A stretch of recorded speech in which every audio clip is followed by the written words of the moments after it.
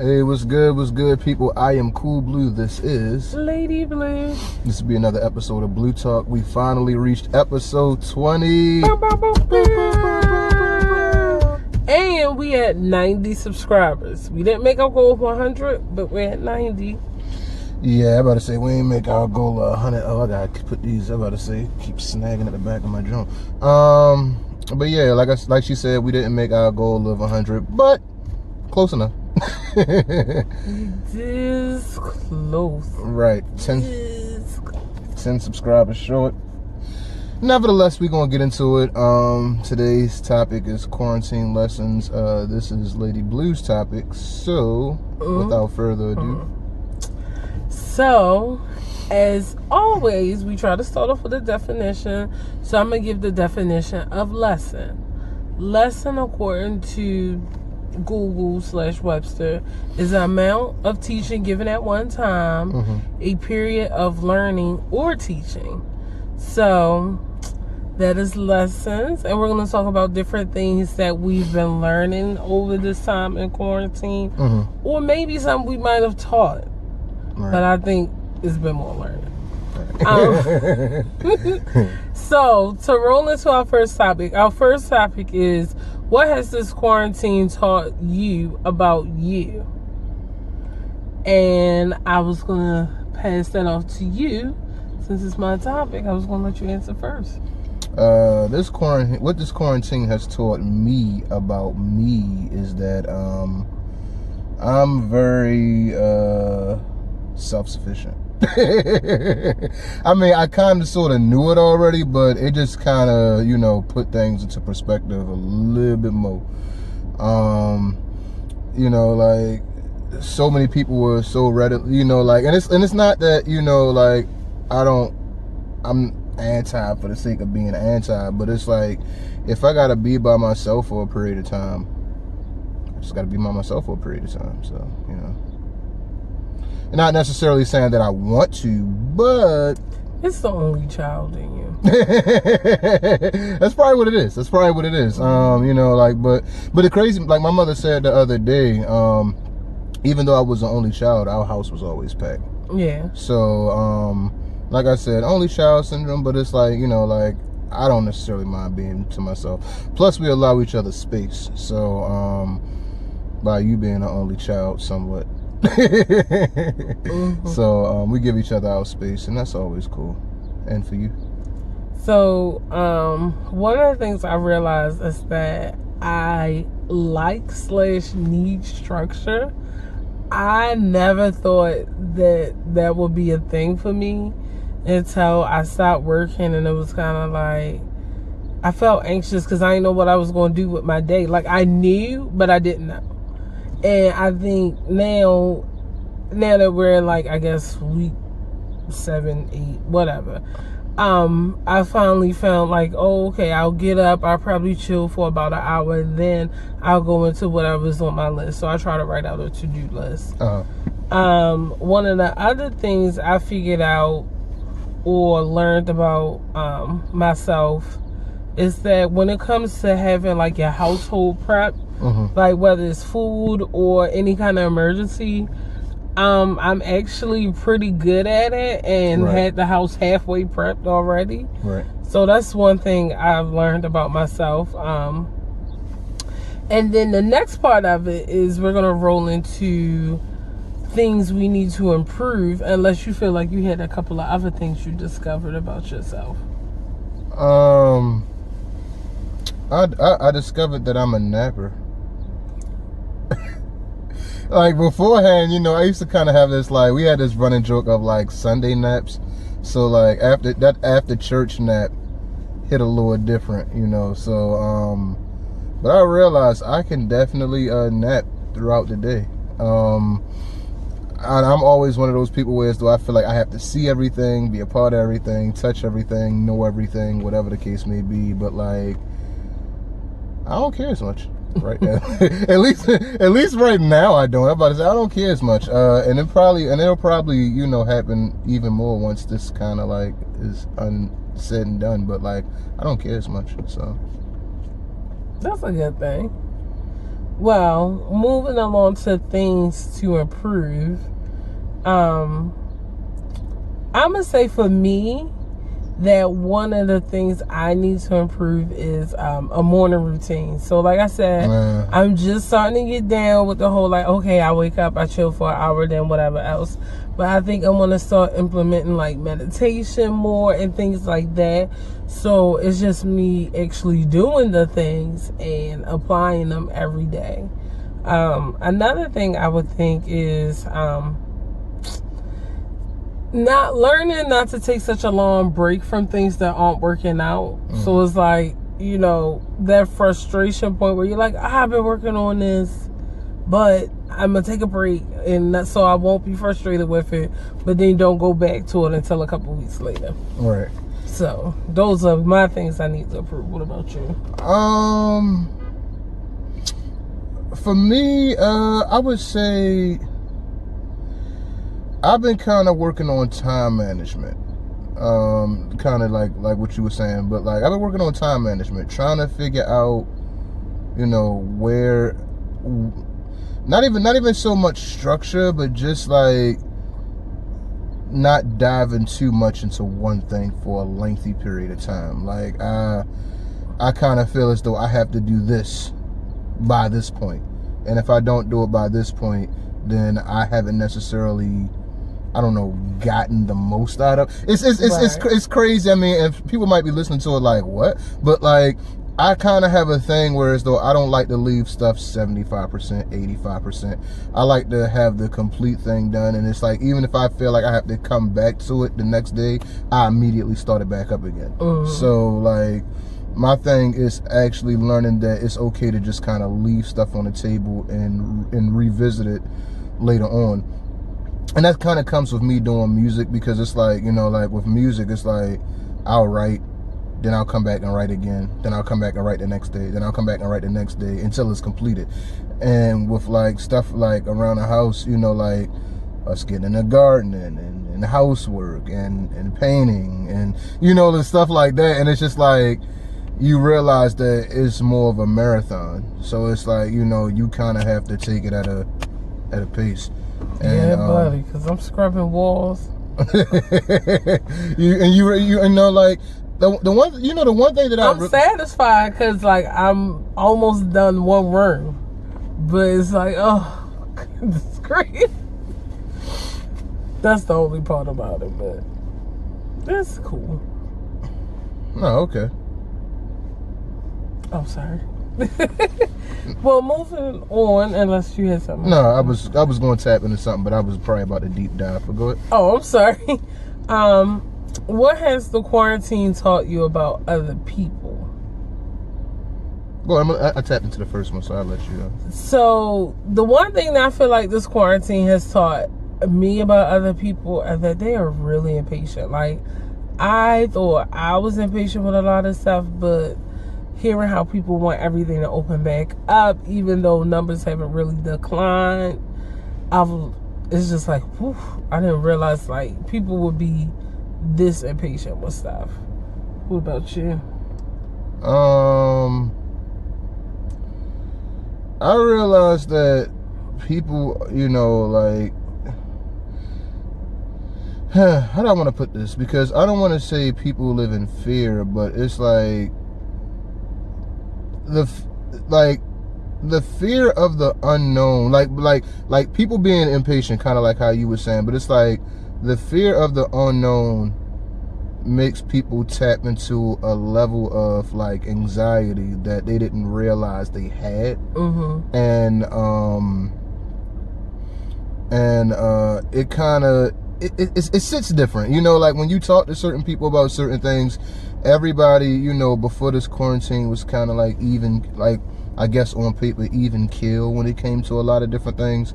And now, like, that we're into, like you said, like week 7, week 8, people are starting to, the honeymoon phase is over, and people are kind of starting to show more of their true self, because you can only fake the funk for so long. And people are starting to show more of their true self, and it's starting to come across as really distasteful. That's just me, and I'm not necessarily saying it's everybody, but like, right. You know, like people let fear and anxiety kind of play on their, you know, better judgment of things and people and words that they kind of say, and people aren't necessarily mindful of what they say on social media. And then a lot of stuff is happening in news and like a lot of different things as far as our race. Not going to necessarily tap too much into that, but you know, you get it. Yeah. One positive I will say I realize about people is that when times get tough, those who still have humanity still pull together really well. So that's one, like, okay, like, all right, because there was a lot of people anticipating like some apocalyptic, like zombie coming back kind of thing, and it was y'all a little too hype about this and get me worried. So it was good to see that people still come together and look out for each other and stuff like that. But the crazy part about it is, and I know I've stated this a million times on Facebook, and people probably gonna butcher me for saying this, but the same ones who were kind of sort of, you know, predicting this apocalyptic type thing are now the same ones who are like, I need to get to the store. I think they're gonna close us down early. Like, it is like, it's those same people where it's like, you do realize that if it's an apocalypse, that grocery stores kinda, sorta don't exist. You don't hit pause on the apocalypse. Go to the store. Go to the store, collect the items you need, and then come back home safely. Yeah, it's like Pete, like, and that's another thing. You know, like people unrealistic, you know, shit across the board. You know, and fantasy. It's like you don't hit pause on an apocalypse, go out, get your life right, and then say, oh, okay, tag you in. I was supposed to say, some people, they just seem like, yeah, this is gonna happen. This is the time. And you like, whoa, wait a minute. Like, yeah, stockpiling weapons, and I mean, I'm not saying anything about it. Whatever mentally makes you feel okay, that is still safe for everyone else, then by all means, just. Yeah. But if it's make you feel better, but it's like postal, and you already slight trigger happy, you know, it's not okay. Not okay. But we kind of, like I said, that's the reason why I didn't get into the other drink, because I was going deep dive, kind of like how I tapped in with this one. But you know, well, anyway, moving along. Our last question is, if you're with someone, a significant other, or if you're dating someone, what has this quarantine taught you about your spouse or significant other? Because, especially for couples that have been locked in, and this is like your first time being locked in, I know you probably discovered a lot about your spouse that you didn't know prior to.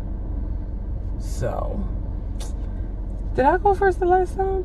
You did. Okay, so it's your turn. What is something new that you have discovered about me? You annoying.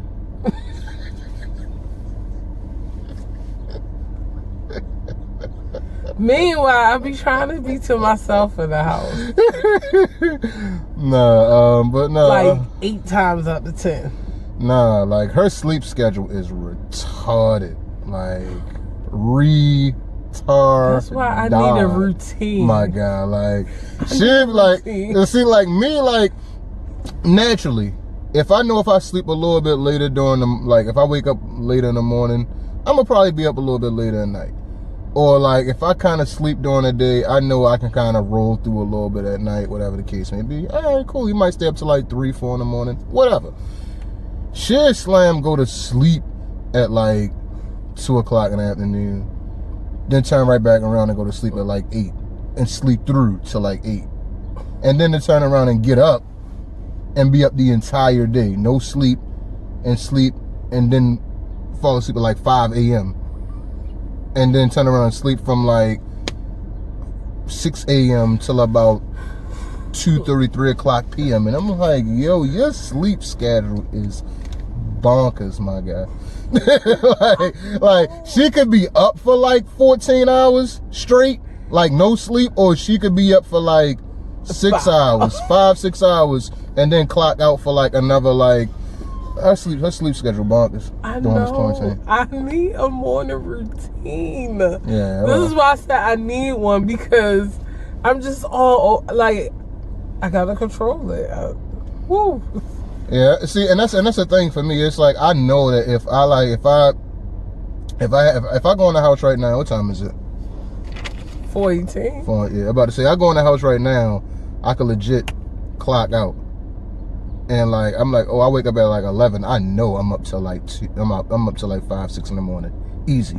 Like, but like her, she could legit do that and then turn right back around and go to sleep at like 2. And be like, sleep till like 7:30, 8 o'clock in the morning. And then she'll turn around and be up for like a smooth 14 hours, 15. I done fell asleep twice and then woke back up. And she's still there. And I'd be like, all right, well, so I'm about to say, so like, other than that, like her not having her regular, like 9 to 5 schedule, but like, like that's been something new. That's good. I'm gonna say one of the things that I've learned about our darling Cool Blue here. I fought a lot. No, I've always known that. Is that he cooks and bakes really well. Like, so if y'all must know, we have been together. November. You tell an ancient Chinese secret? Will be 10 years. Oh no. Throughout this 10 years of us being together, this is the most he has ever cooked for me. Ever. I think before all of this, it was like a breakfast sandwich here and there. But this is the most, and he cooks really well. I don't know why he be trying to hide out this ancient Chinese secret or don't want to cook for his wife. I don't know if I'm not a good enough wife. Like, I don't know if the meals I fix him are not good enough, and that's why he don't cook and bake for me often, and the world had to almost end for me to experience this. But that's not it. He cooks and bakes really well.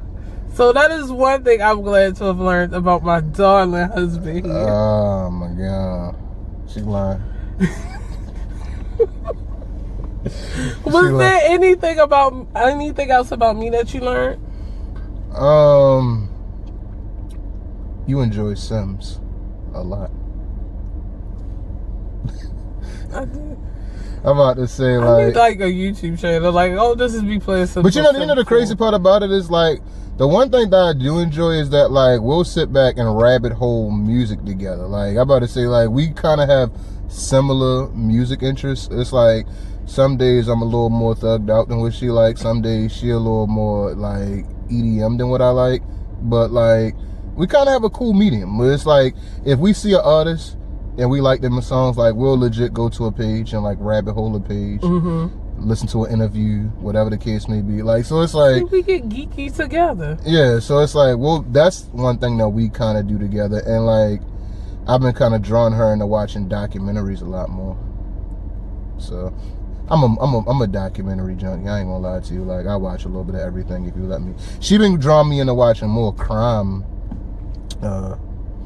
stuff. Because you need to know how people's mind work. That, and she's like psycho herself. I keep telling y'all she gonna take me out. So anyway, another thing that I learned about him, which I already knew, in a point that's probably in the friendship episode, is that he really values time in relationships. Like, since we've been in quarantine, like, his thoughtful meter and checking up on people has been like beyond this roof versus mine. So like, he really values like his relationships, his friendships, and like really puts in the utmost effort to keep those things running and going. So I think it's just like, this time has really pointed that out. And I don't know if it's because people need to, I feel like you always appreciate people in your life and you let them know. But I think now it's coming around where as though people are starting to appreciate you a bit more, because they like, hell, my own kids don't call me, or hell, my own whatever, like whatever the scenario is. Yeah. They just like, oh snap, like, okay, like, thank you for checking on me. So I will say that's one thing I won't say learned, but it's grown. Like, I've learned to appreciate it more. It's crazy because, like, on like, to kind of piggyback off that, like, you are more tactful than I am. Like you kind of plan. I'm more laissez-faire with a lot of shit. Like, I'm not gonna lie to you, but like, she sits back and she plans a little bit more than I do. Like, she even plans playing The Sims. Who plans to play a video game? It's like I'm explaining to you. So it's like playing Barbie dolls. Like, it's like you can make your own storyline. You could do whatever the F you want. It's like playing Barbie dolls. It's legit. Like, I can't go out and buy a Barbie dream house and 10 Barbies and 10 Kens, or not Barbies, you know, the black Barbie, whatever. Right. But like, you know, I can't go out and buy 10 of each and just sit around and play and whatever else. Like, I just start looking serial killer-ish. So it's like, all right, that's what The Sims is for. I'm just saying, like, I never really knew, like, you, like, she's like, oh, you know, between like 3 p.m. and 5 p.m. I'm playing Sims, and I'm like, you're timing games. Like, I never seen, like, I mean, like, it's nothing wrong with it. It's nothing wrong with it. It's something new. It's something new. I'm not butchering her for that, but like, I just never seen somebody like put out time to play games. Like, because it's a little with different. The Sims, you'll look up and you'd be like, because in The Sims a week is probably, I guess, like 30 minutes or so. Yeah. So if you're trying to get something done, like a certain accomplishment or a certain level, before you know it, you've played The Sims for 8 hours trying to get one thing done, and you're like, oh, shit. So it's like, I gotta give me some kind of parameters, so that way I'm not doing that all day. I mean, like I said, I understand. I'm not butchering her for it. I promise y'all. Like, I'm not butchering her for this. I don't feel no shame about it. If you saw my YouTube history, I watch other people play The Sims on YouTube, so I have no shame in it. I don't care. Oh, speaking of, I'm about to say, like, a couple of games. Like, they got a spring sale. He always in the spring sale section, like, every day. Like, no, that's just, did they add something new? Like, every day. No, I admit it.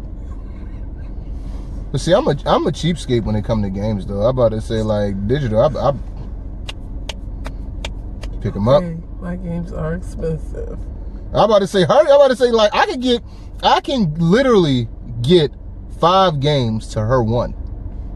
I try to wait for the expansion packs to go on sale. And to my homeboy, before you butcher me, yes, they are retro, and yes, I am playing all of them on easy, normal, and hard. And he know who he is, so before you decide to butcher me watching this video, yes, I'm playing them on easy, normal, and hard before I go on to the next one. Mm-hmm. Thank you. Well, enough about our gaming confessions. Mm-hmm. This episode has been about our quarantine lessons. We get off topic from time to time, and that's fine. Y'all ain't going nowhere. Just watch it. Right. Final thoughts. Final thoughts is, use this time wisely, because we'll probably never, ever, ever, ever, ever in our lives get 8 weeks off where we don't have to go to work, don't have to go to school, and really have a chance to enjoy those around us. So just take this time out. And really, if you don't have anyone around you or whatever else, or you don't feel like dealing with the people around you, learn about yourself more.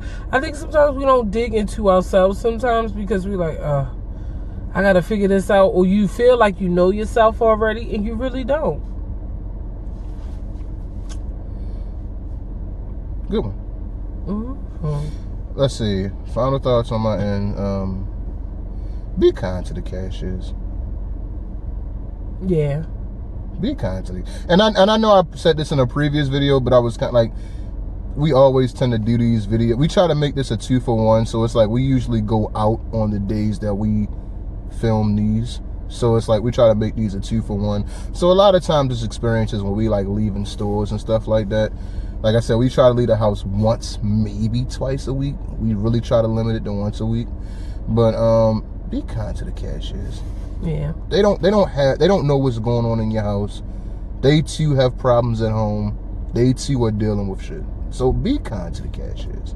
You know, like so. And as much as you running to leave out the house, they are running to be in the house. Exactly. Because they are sick of y'all. Exactly. Thank you. Well, this is Blue Talk, and I'm Lady Blue. I'm cooler. Love y'all.